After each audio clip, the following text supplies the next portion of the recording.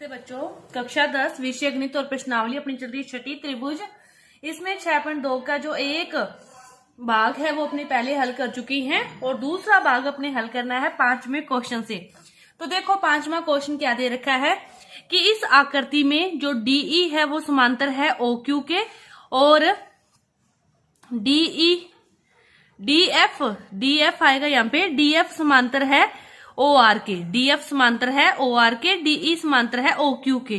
तो अपने को क्या दर्शाना है कि जो EF समांतर है OIS के QR के।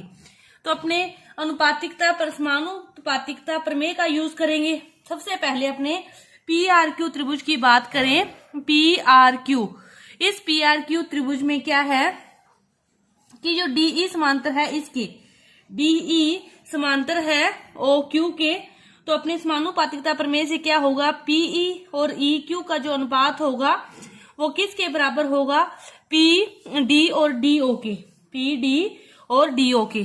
त्रिभुज PQO में, त्रिभुज PQO में अपने को दिया हुआ है कि जो DE है समांतर है OQ के। क्या लिखोगे कि दिया गया है ये इसके समांतर है। तो फिर PE और EQ का जो अनुपात है कि PE अपॉन में EQ इक्वल होगा PD अपॉन में DO, समीकरण नंबर 1। फिर ये इसकी बात करें त्रिभुज PRO में भी क्या है कि जो DF है वो समांतर है OR के, हमें दिया गया है। तो क्या होगा, PD अपॉन में DO इक्वल होगा PF अपॉन में FR के, समीकरण नंबर 2, PF अपॉन में FR के, ये इक्वल होगा। अब देखो इन दोनों इक्वेशन से, इक्वेशन फर्स्ट एंड सेकंड से कि ये चीज दोनों में इक्वल है तो ये दोनों भी क्या होंगी, बराबर होगी।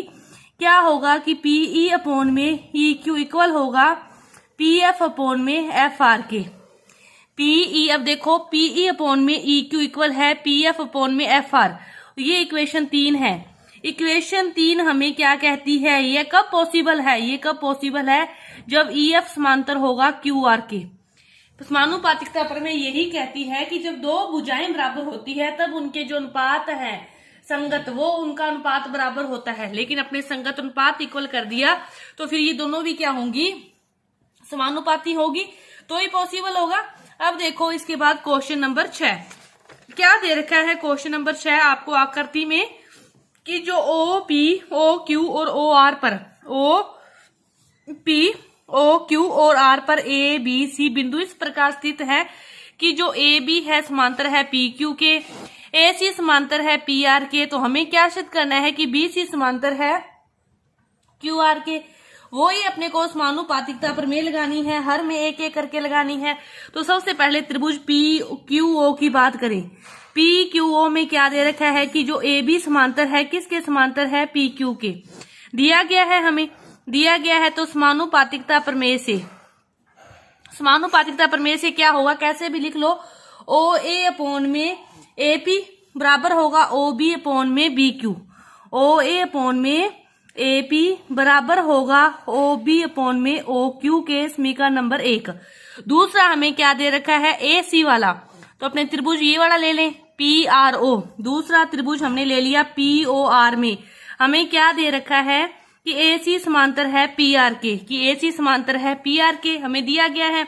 तो समानुपातिकता प्रमेय क्या कहती है, फिर OA अपॉन में AP, OA अपॉन में AP, OA अपॉन में AP इक्वल है OC अपॉन में CR, OC अपॉन में CR, OC अपॉन में CR, समीकरण नंबर 2। अब देखो इक्वेशन 1 व 2 से, इक्वेशन 1 और 2 दोनों में क्या है कि ये वाली जो चीज है दोनों में इक्वल है, तो ये वाली दोनों में क्या हो जाएगी, फिर इक्वल हो जाएगी कि OB अपॉन में OQ इक्वल होगा OC अपॉन में CR, OB अपॉन में BQ, OC अपॉन में CR। ये कब पॉसिबल होगा, जब BC समांतर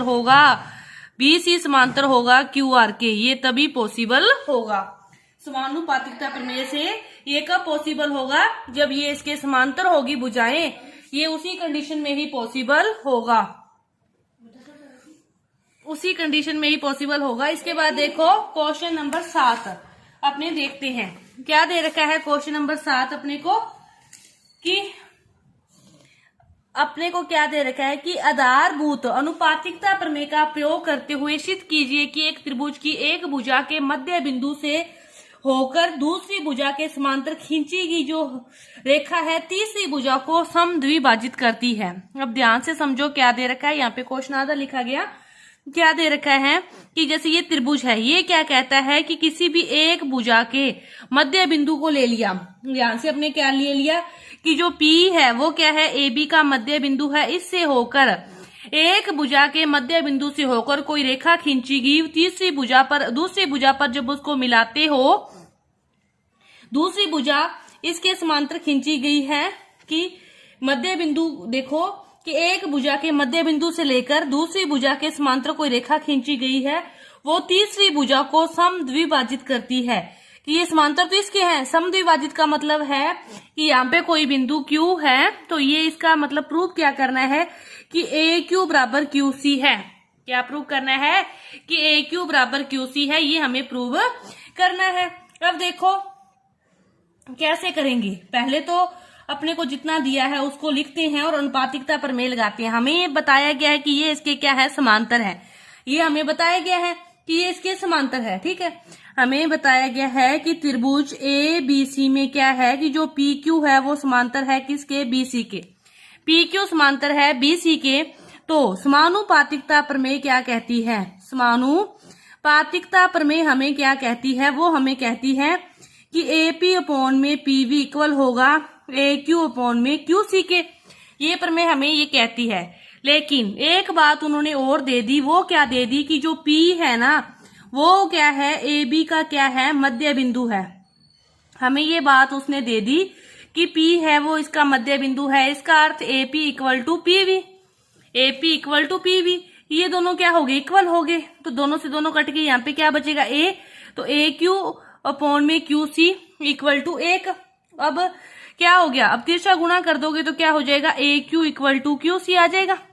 तो यही हमें प्रूव करना था कि वो तीसरी भुजा को भी क्या है, समान भागों में विभाजित करती है। ये हमें प्रूव करना था और ये अपने पास हो गया।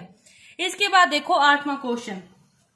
8वां क्वेश्चन क्या दे रखा है, हमें दे रखा है कि आधारभूत समानुपातिकता प्रमेय के विलोम का प्रयोग करते हुए सिद्ध कीजिए कि एक त्रिभुज की किन्हीं दो भुजाओं के मध्य बिंदुओं को मिलाया जाता है। अब देखो पहले में तो अपने को क्या दे दिया कि आप कोई भी त्रिभुज मान लो कि हमने क्या ले लिया, ABC। अब इसने क्या कह दिया कि जो P है वो इसका मध्य बिंदु है और जो Q है वो इसका मध्य बिंदु है।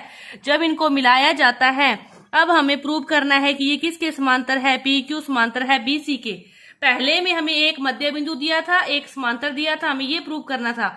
लेकिन अब हमें क्या दे दिया, ये दे दिया कि ये समांतर प्रूव करना है। अपने को क्या है कि मध्य बिंदु है, मध्य बिंदु है, तो इसका अर्थ क्या हो गया कि AP बराबर PB होगा और AQ बराबर क्या होगा, QC होगा। मध्य बिंदु है, बराबर है। अब ये देखो ये AP अपॉन PB, अब देखो AP अपॉन PB करें तो ये क्या होगा, 1 हो जाएगा ना, इधर 1 रह जाएगा। इसी तरह QC को इसके नीचे ले आए तो इस साइड क्या रह जाएगा, 1। ये भी 1 है, ये भी 1 है, तो AP अपॉन में PV का अनुपात भी 1 है, AQ अपॉन में QC का अनुपात भी 1 है, तो ये इक्वल हो गए। फिर जब इसका मान भी 1 है, इसका मान भी 1 है, तो ये दोनों भी फिर क्या होंगे, इक्वल होंगे। अब ये जब दोनों इक्वल होगी, ये कब इक्वल हो सकता है, त्रिभुज ABC की बात करें, AP अपॉन में PB, AQ अपॉन में QC कब हो सकते हैं इक्वल, जब PQ समांतर होगा BC से, तब समानुपातिकता प्रमेय से इक्वल हो सकते हैं। हमने इक्वल प्रूव कर दिया तो ये क्या होंगे, समांतर होंगे। उसके विलोम की प्रमेय ये हमें कहती है। तो ये अपना क्वेश्चन नंबर था 8वां। आगे के जो क्वेश्चन है वो अपने अगली वीडियो में करेंगे। धन्यवाद।